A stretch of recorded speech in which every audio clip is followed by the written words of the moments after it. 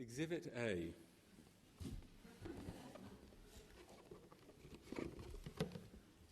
To you, this looks like a shoebox, right? But it's not. It's a Gabriel Orozco. That's not a new brand of trainer. That's an artist, a white cube artist, Tim. And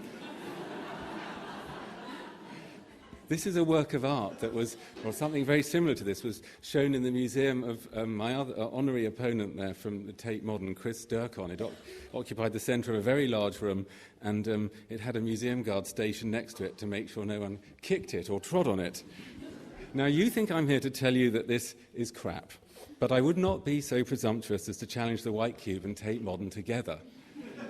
They're too big for me. What is important is not whether you think or I think this is a good work of art. Of course it's crap.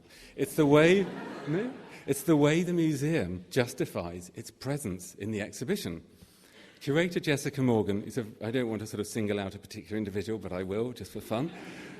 I'm quoting her from the Tate website, says about this work of art, Gabriel has often said that he likes to disappoint people with his work.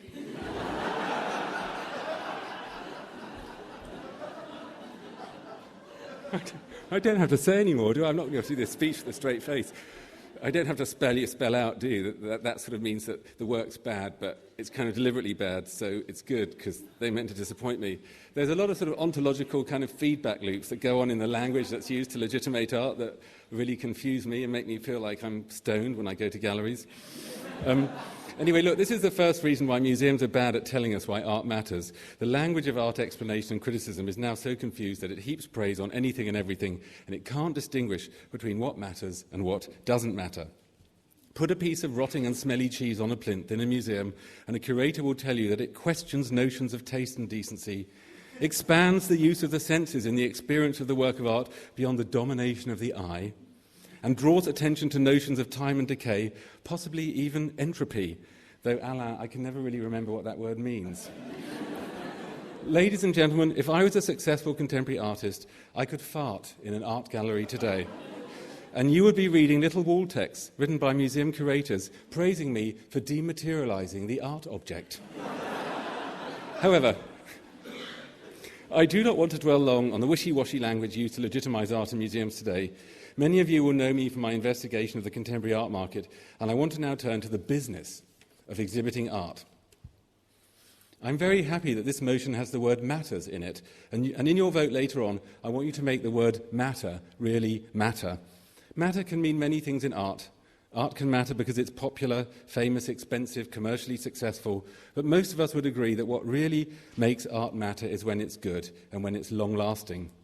Now, once again, I don't want to suggest to you that museums no longer care whether art is good or not, but I want to show you that they fail to distinguish between art that matters because it's good and art that matters because it's successful.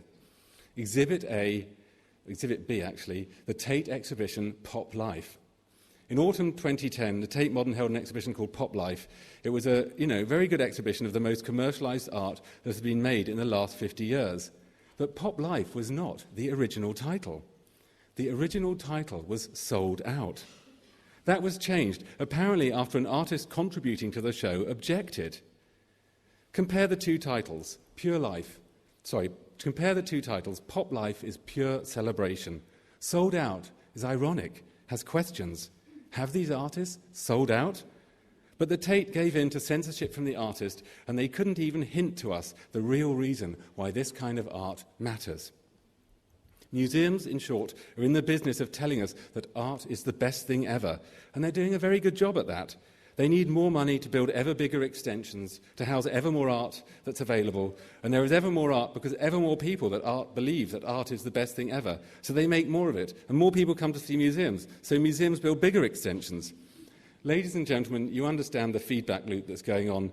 This is evangelism, it's not culture. Museums are not in the business of saying, stop, there's a bit too much art about. Can we have less and better, please? Exhibit C, Damien Hirst's cornucopia installation at the British Museum. In 2008, Damien exhibited cabinets full of scores of spin-painted skulls. Perhaps you saw them. I'm not going to pass comment on the quality of this art. which I think is absolutely fantastic. Ladies and gentlemen, contemporary art has become part of a marketing strategy, a photo opportunity for museums. And that is why the British Museum exhibited Hearst's skulls 2 years ago. And that is why they then refused to let me film it for the BBC, because they knew that I was likely to be critical about it. Museums have become not just advertising and PR agencies for art.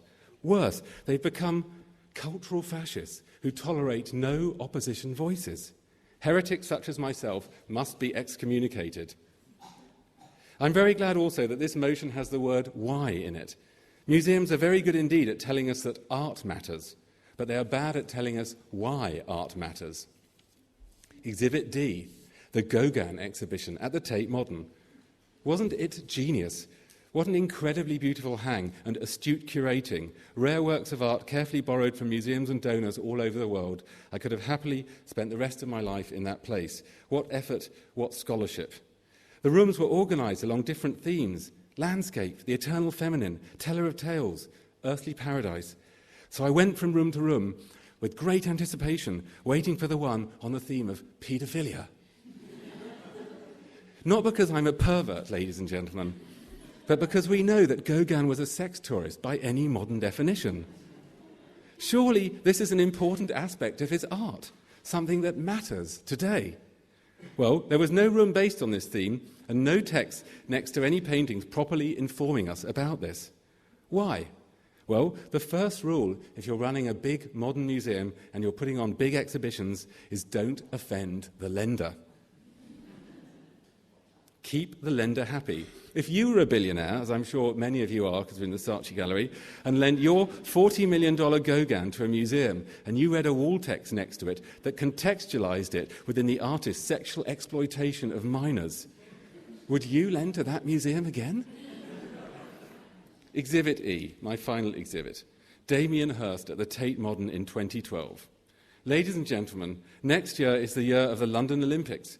And the Tate has faced the question of how they could best celebrate or at least synchronise with this event in their programme of exhibitions. They've chosen to hold an enormous exhibition of Damien Hirst. Yet I want to challenge everyone in this room to help me. Can you help me find one curator at the Tate who thinks that Hirst's art matters? Because I haven't been successful so far. I don't mean matter in the sense of being fun, popular, famous, and even influential. Right now, I mean matter in the sense of being meaningful and good and of enduring quality. Ladies and gentlemen, next year the Tate Modern will be telling us that Damien Hirst's art matters. It does matter in a certain sense, but they will not, if past performance is anything to go by, be truthful about telling us why they think it matters. Museums, in short, have become too weak in relation to the muscle of billionaire donors and star artists, and in relation to the typhoon-like forces of celebrity and media. But it's not their fault. They need us, the public, to exert more pressure on them to tell us why art really matters. By supporting me and Alan and Matthew in this motion, you will also be helping them. You'll be helping the museums, saying to them, be stronger, be more independent, stand up for what you think is right. Thank you.